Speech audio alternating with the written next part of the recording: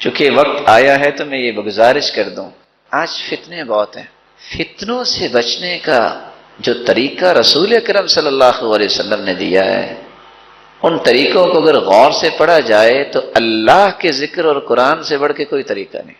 گھر گھر میں جادو، ٹونا اور نہ جانے کیا کیا نام ہے۔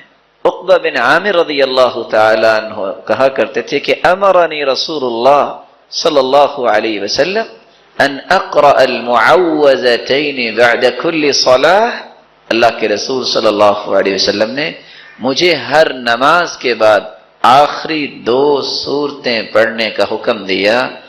جو شخص صبح و شام کے اذکار کرتا ہے اور پھر ہر نماز کے بعد اذکار، اور اس روایت کی روشنی میں ہر نماز کے بعد آخری 2 سورتیں، اللہ کی رحمت اور اس کے فضل سے نہ اس پہ کبھی جادو ہوگا نہ کبھی ٹونا ہوگا۔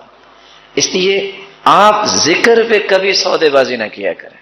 اور حیرانگی ہوگی آپ کو یہ بات سن کے، امام ابن تیمیہ رحمۃ اللہ علیہ، ہم نماز پڑھتے ہیں نا، تو نماز کے بعد حالانکہ نیکی کی غرض ہوتی ہے، محبت ہی ہوتی ہے، ایک دوسرے سے سلام کرتے ہیں، آ کے چلو جی کوئی معزز آدمی آیا، ان سے کوئی سلام کرنا چاہتے وہ اپنے منہ پہ ہاتھ رکھ لیتے، کیونکہ اس وقت سنت کیا ہے؟ ذکر کرنا، سلام لینا نہیں ہے۔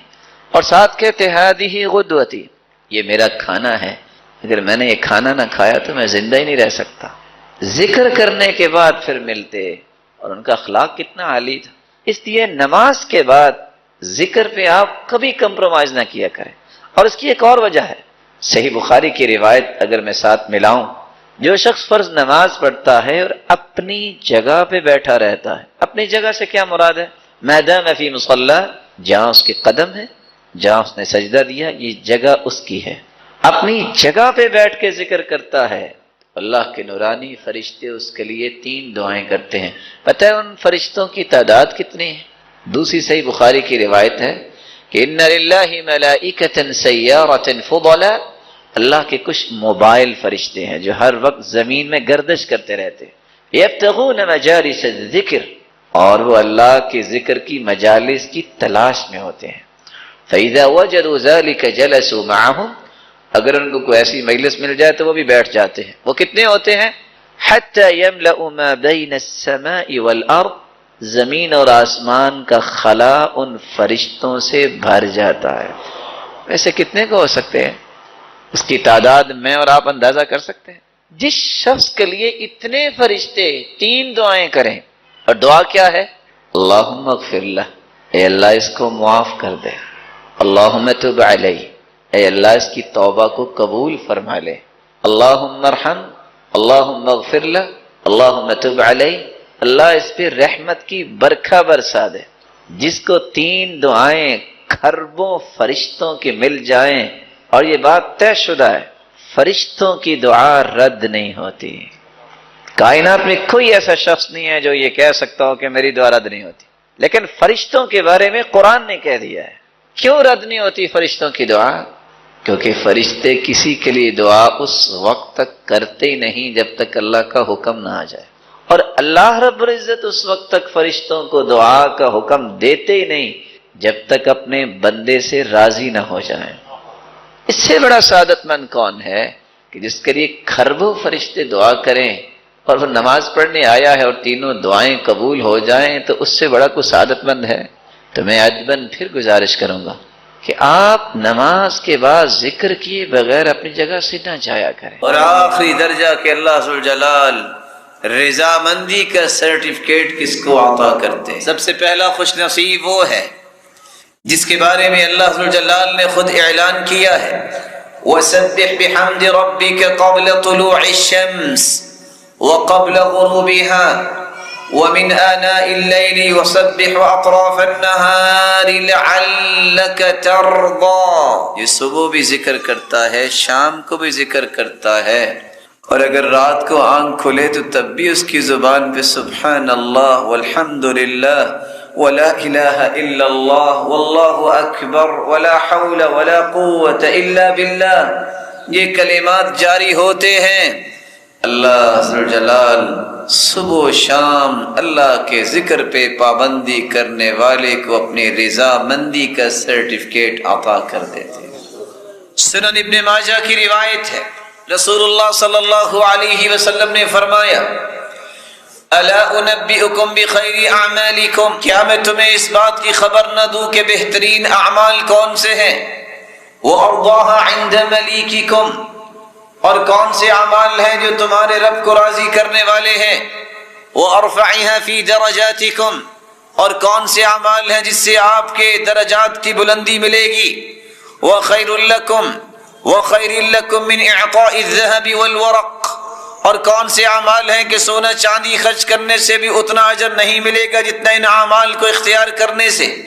ومن ان تلقوا ربکم فتضربوا ومن ان تلقوا عدوکم فتضربوا اعناقهم ويضربوا اعناقکم، اور اس سے بھی بہتر کہ تم میدان جہاد میں اترو، تم لوگوں کو قتل کرو جو کافر ہیں اور کافر شہید کر دیں تمہیں۔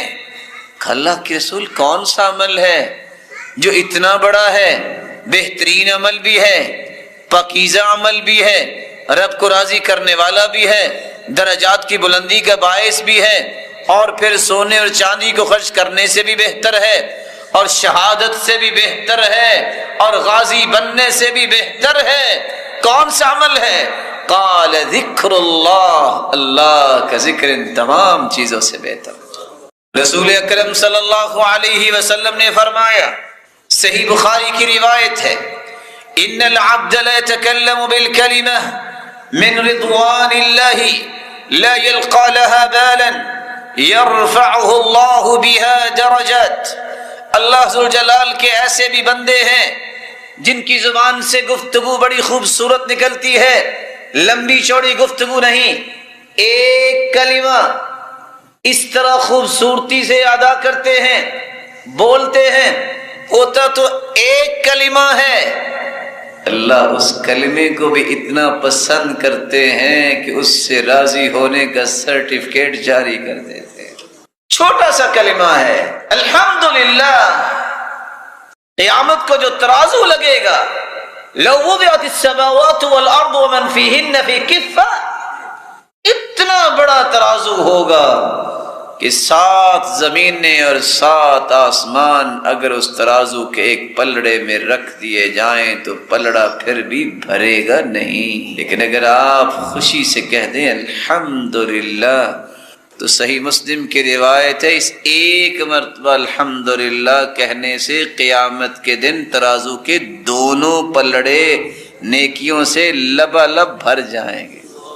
یہ چھوٹا سا کلمہ ہے، اللہم اغفر للمسلمین والمسلمات، گنتی کے 3 سے 4 سے 5 سیکنڈ میں پروناؤنس کر سکتے ہیں۔ حدیث کے الفاظ ہیں، آدم علیہ السلام سے لے کر قیامت تک جتنے مرد مسلمان ہوں گے اور جتنی عورتیں ہوں گی، ان کی تعداد کے برابر اللہ ذوالجلال اس بندہ مومن کے نام اعمال میں نیکیاں لکھوا دیں گے۔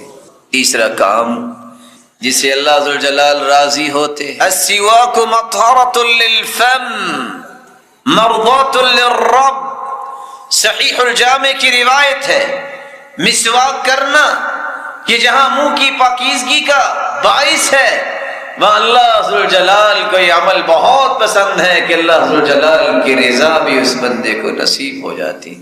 حدیث میں آتا ہے، امرت بالسواک حتی خشیت ان ادرج، مجھے اتنی مرتبہ مسواک کا حکم دیا گیا، مجھے محسوس ہوا کہ مسواک کر کر کے کہیں میں اپنے دانت ہی نہ گرا لوں، اسی لیے رسول اللہ صلی اللہ علیہ وسلم گھر میں داخل ہوتے تو مسواک کرتے ہوئے، آپ صلی اللہ علیہ وسلم تہجد کے لیے اٹھتے تو سب سے پہلے مسواک کرتے، 2 رکعتیں پڑھتے تو پھر مسواک کرتے۔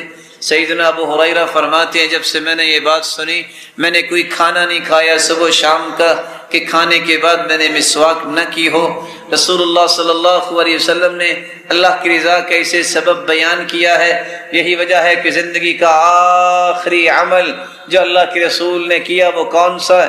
آپ صلی اللہ علیہ وسلم آخری لمحات میں ہیں، سیدہ عائشہ رضی اللہ تعالی عنہ تشریف فرما ہیں، ان کے بھائی عبد الرحمن تشریف لائے جو مسواک کر رہے تھے۔ آپ نے دیکھا سیدہ عائشہ سمجھ گئیں کہ یہ مسواک پسند کر رہے ہیں، آپ نے مسواک لی، اس کو اچھی طرح صاف کیا، اس کو بنایا اور آپ صلی اللہ علیہ وسلم کو پیش کیا، آپ نے مسواک کی اور چند ہی لمحات کے بعد، کچھ وقت کے بعد ہی اللہ کے پیارے پیغمبر اپنے ہاتھ کو اٹھاتے ہیں، اللہم الرفیق الاعلی یہ پڑھتے ہیں، اور ساتھ ہی مالت یدہ آپ کا ہاتھ مبارک نیچے ہو جاتا ہے، اور آخری حمل مسواک کرنے کے بعد اپنے رب کے پاس چلے جاتے ہیں۔ رسول اللہ صلی اللہ علیہ وآلہ وسلم نے ایک چوتھا عمل بھی بتایا ہے جس سے اللہ کی رضا ملتی ہے۔ نوجوان تو اس کو سمجھنے سے آج ویسے ہی دور ہو گئے، کیونکہ زیادہ پڑھ گئے، ان کے پاس ڈگریاں آ گئیں، وہ والدین کو ویسے ہی خبطی سمجھتے ہیں۔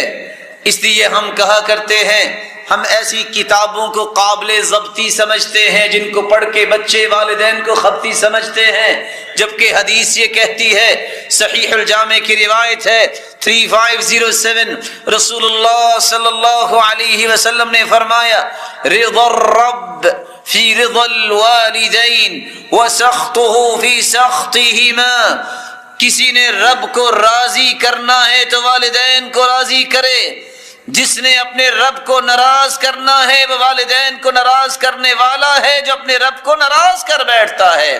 اور آپ صلی اللہ علیہ وسلم نے فرمایا، فسم الجنہ، ماں کے قدموں تلے اگر جنت ہے اسے سمجھ لو۔ ساتھ یہ فرمایا، الوالد اوسط ابواب الجنہ، جس جنت کو اللہ نے ماں کے قدموں تلے رکھا ہے اس کا دروازہ درمیانہ جو ہے وہ والد ہے، چاہو تو اس دروازے کی حفاظت کر لو، چاہو تو اس کو ضائع کر لو۔ اور آپ بھی جانتے ہیں جب آؤٹ لیٹ بنتی ہے، کوئی فیکٹری، کوئی مؤسسہ، کوئی کمپنی بنتی ہے، تو جو مین گیٹ ہوتا ہے اس کی جو لک ہوتی ہے وہ عجیب ہوتی ہے، وہی انسان کو پسند آتی ہے۔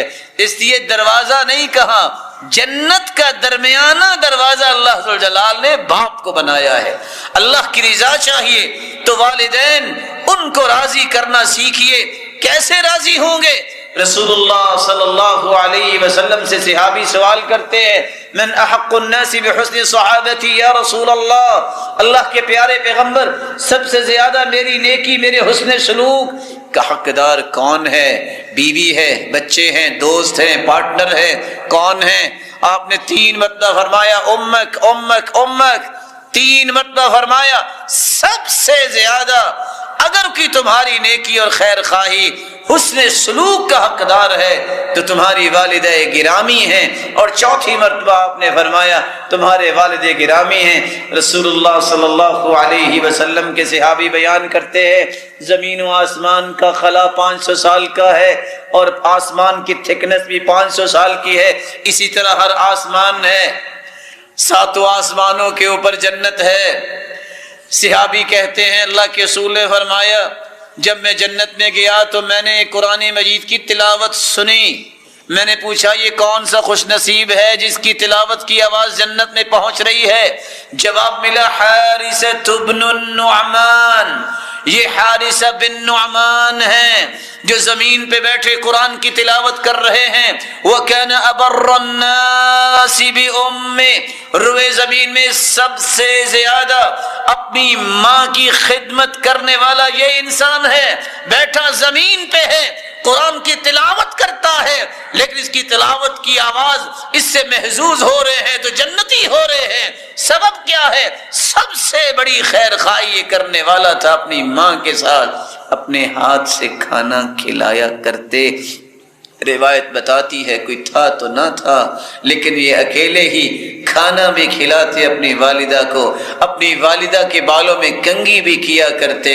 اور اللہ کے رسول صلی اللہ علیہ وسلم نے اتنا بڑا انعام جو اناؤنس کیا کہ اس کی آواز جنت میں پہنچتی ہے، اس کا سبب یہی تھا کہ وہ ماں کے ساتھ سب سے زیادہ خیر خواہی کرنے والا تھا۔ رسول اللہ صلی اللہ علیہ وآلہ وسلم نے ایک 5واں عمل بھی بتایا ہے جس سے اللہ کو آپ راضی کر سکتے ہیں۔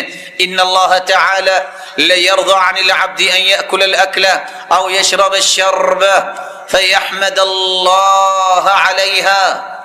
ہم نے یہ تو سیکھا اور یہ تو پڑھا اور یہ تو سنا اور یہ تو سنایا کہ بسم اللہ پڑھ کے کھانا کھانا چاہیے، اور یہ بھی ہم نے سن رکھا ہے کہ کھانے کے بعد ہمیں کہنا چاہیے الحمدللہ الذی اطعم وسقا وسوغہ وجعل له مخرجا، لیکن حدیث یہ بیان کر رہی ہے، صحیح الجامع کی روایت ہے 1816، رسول اللہ صلی اللہ علیہ وسلم نے فرمایا اللہ ذوالجلال اس بندے سے راضی ہو جاتے ہیں جو پانی کا گھونٹ بھی بھرے کہ الحمدللہ، ایک لقمہ بھی کھائے کہ الحمدللہ، اللہ تو نے ہی دیا، تو نے ہی کھلایا، تو نے ہی پلایا۔